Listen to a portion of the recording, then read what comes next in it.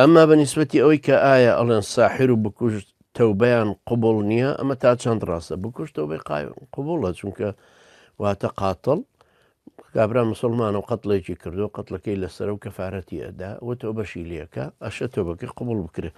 ئەمما ساحر مێنێتە سەرەوەی جۆری سحرەکەی چی بووە.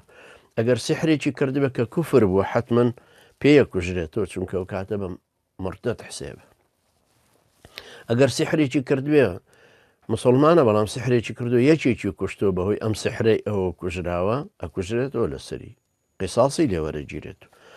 ئەگەر سحرێکی کردووە مەسەلەن زەرەری داوە لە کەسێک پێ بژێرێ و حەسەب حاڵەتی سحرەکەی نا بە هەموو سحرەکە هەر ناکوژرێتەوە، والله تعالى ئەعلم، چونکە ئەوەی کە کوفر بێ حتمما لەسەری ئەکوژرێتەوە. یعنی ئەوەش خلافی لەسەر نییە لەوەی کە ساحرە کوژرێ.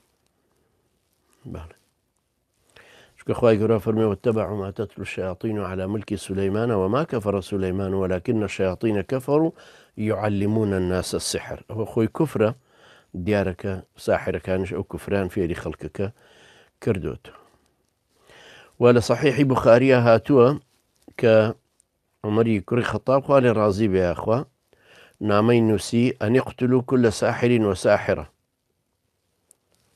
هرشي ئافرەت و پیاوی ساحر هەیە بیانکوژن. نامەی نرد بۆ والیەکانی کە دیارە تەنفیزیش کراوە، چونکە بوجالەی کوڕی عەبدە ئەفەرمێ فەقەتەلنا ثەلاثەة سەواحر، سێ ئافرەتی سحربازمان کوشت.